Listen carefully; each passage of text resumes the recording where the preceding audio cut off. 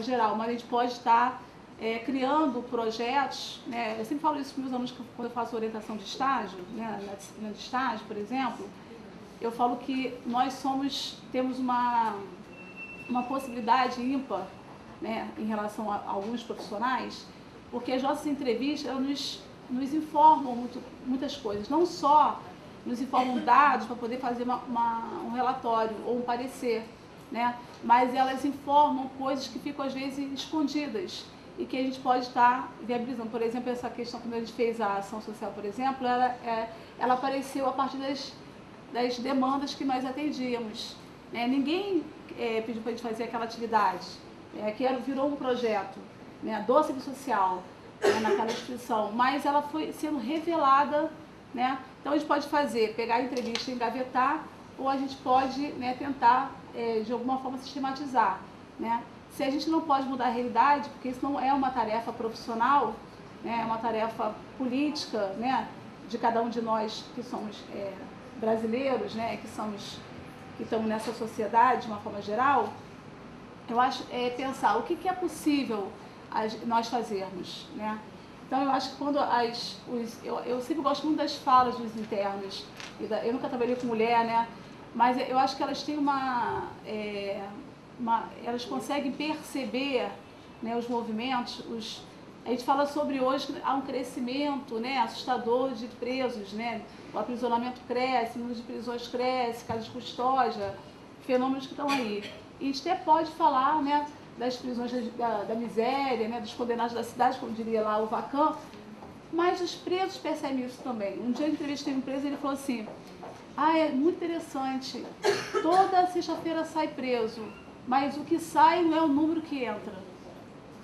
Ele está falando do processo, talvez ele não consiga sistematizar aquilo que a gente consegue sistematizar, mas eles têm um conhecimento que está lá, né, no empirismo, que não está analisado, às vezes eles analisam até de uma forma alienada, né, mas eles têm algumas questões que às vezes se revelam, né, e que nós temos capacidade de projetar, né, essas demandas que ficam, né, que não estão lá explícitas, né, que ficam implícitas e que nós precisamos, né, dar visibilidade, né, através das nossas capacidades profissionais, né. Então acho que essa fala dessa presa, ela traduz a realidade, não é? É a quarta prisão, como que ela falou? É a marca do gado. É a marca do gado, né? Eu orientei uma aluna na Uniswan, que ela foi fazer uma entrevista lá na unidade, ela é aluna da Nilvone, né, estagiária dela, e ela perguntou para o preso: o que é a prisão para você? O que a prisão fez com você? Aí ele falou para ela, né, que fez dele ter coração de pedra. Desumanização. Quer dizer, ele falou isso. Né, como que você interpreta uma fala dessa? Como que você interpreta um discurso dele, né? Quer dizer, há um discurso que está ali, né? O que eles estão pedindo, né? O que eles querem, o que eles desejam, né? Que não fosse a marca do gado, né? Quer dizer, que a gente pudesse ter poder criar, reconstruir uma nova história, né? Quer dizer, ter uma possibilidade de uma sociabilidade fora dos eixos que é bem conhecido, né, dos processos que a gente lida no nosso cotidiano, mas que são difíceis, mas que, né, juntos acho que tem algumas questões, e aí tem muitas coisas, né, que a gente tem que considerar, né? A equipe profissional, né, tem que ter uma coesão, tem que ter uma certa unidade. Não, isso não quer dizer que a gente tem que pensar igual, né? Mas de poder estar, né, dentro desses enfrentamentos, porque o enfrentamento, para além, né, disso que a Lobélia falou, a gente enfrenta isso o tempo todo no dia a dia, lá no miudinho lá, né? Com o diretor às vezes, porque nem sempre a gente tem, para você poder, né, construir um espaço de autonomia, você às vezes tem que enfrentar muitas coisas, né? Então a coesão da equipe ela é fundamental, ainda que a gente não pense igual, que a gente não tenha o mesmo partido político, né, que a gente não tenha a mesma religião, mas a coesão da equipe pelo projeto que nos une, que nos liga, que é a ética profissional, isso é importantíssimo para a gente poder estar criando, ter fôlego e esperança, né, de poder estar criando esses projetos que são pontuais, mas que são importantes, né, que acho que são retratos, experiências que nós podemos, que são possíveis, dentro de tantas limitações, ser construídos nas prisões e nos outros espaços profissionais.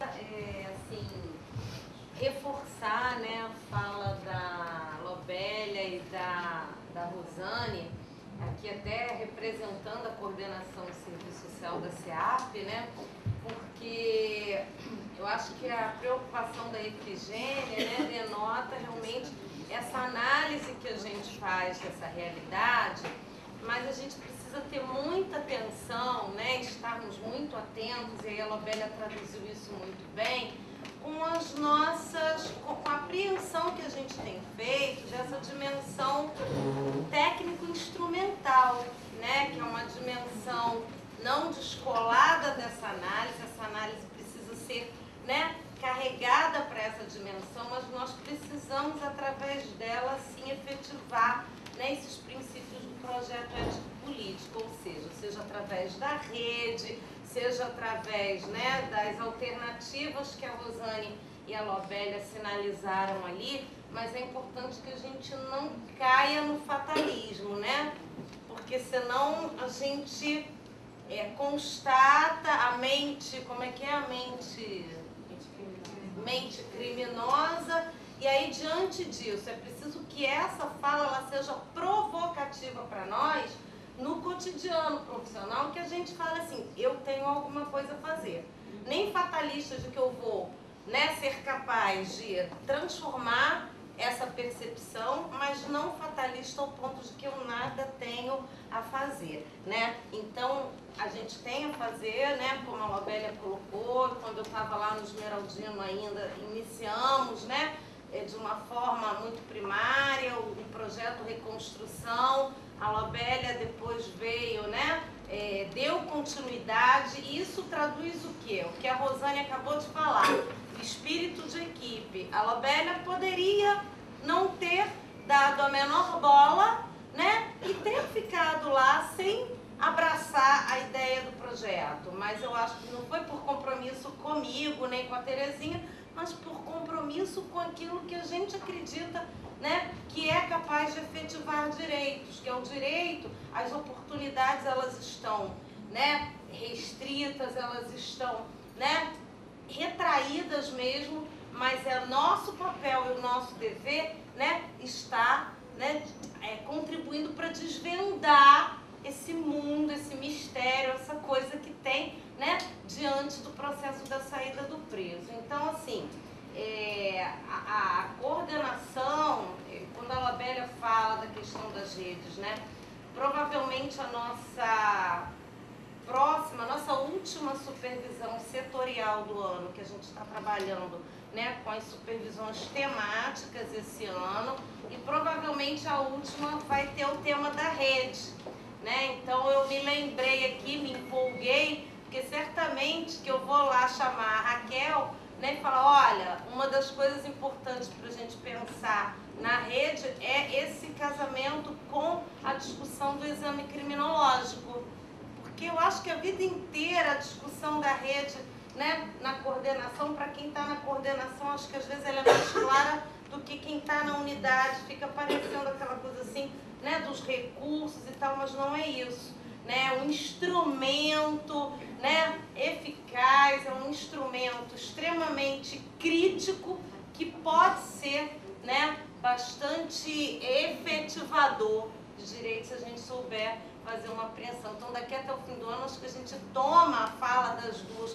como uma tarefa, né, para coordenação, para a gente estar inserindo a discussão do exame criminológico também na preparação do último encontro que a gente deve fazer esse ano, porque o próximo deve ser assistência religiosa e o outro deve ser redes, né? Então, duas coisas bem quentes.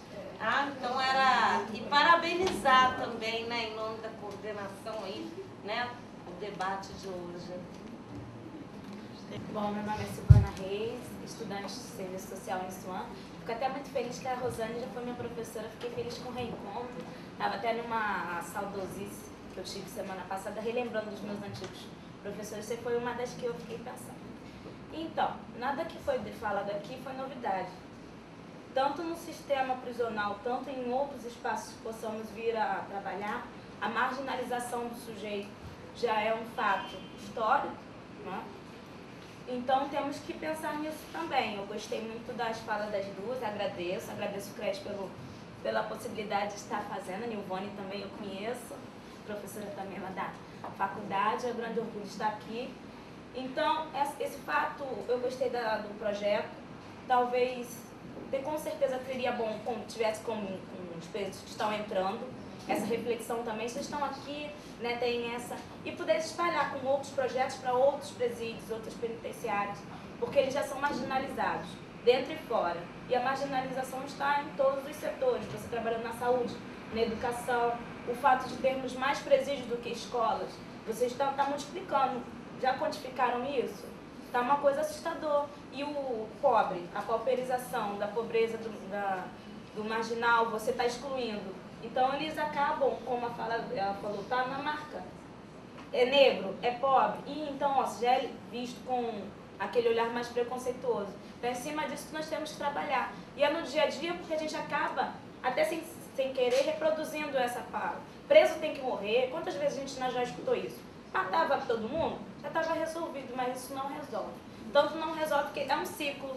Yamamoto comenta isso. Vários autores que nós temos lidos falam desse ciclo. Nós temos que fazer algo efetivo, que na teoria está muito bonito você ler, mas na prática ele se assusta.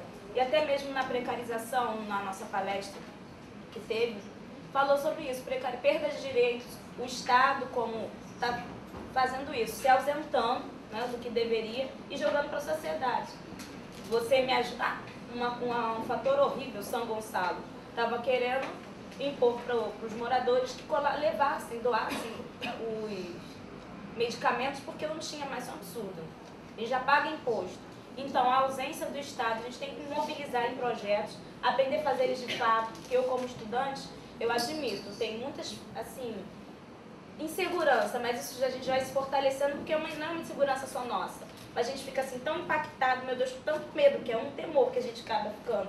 Porque é tanta pressão em cima do profissional e tanto os instrumentos que não são nos dados como deveria. E é uma cobrança que a gente fica até assim insegura, mas a gente só sabe que a gente só vai poder fortalecer isso nos espaços. Então, incentivar a presença dos estudantes, porque ainda tem gente que não sabe que pode vir. Acho que é um absurdo. Ou seja, é uma outra questão. Então, poder ser isso mais divulgado. Hoje mesmo é o dia sobre internacional contra o tabaco. Eu não vi um cartaz espalhado, só absurdo. Eu vi no jornal. Não é? Tem no jornal. Mas a gente também tem que romper com esse comércio. O que é comércio?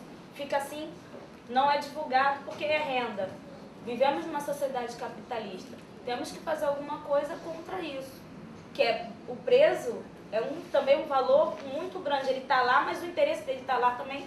O Estado tem aquele interesse. Então a gente tem que fazer algo efetivo. Gostaria que vocês falassem sobre isso, até mesmo como nós possamos, e a importância da gente ter agente multiplicador, né, dentro do nosso meio, estar ali falando, e é lutar contra a maré, né, remar contra a maré.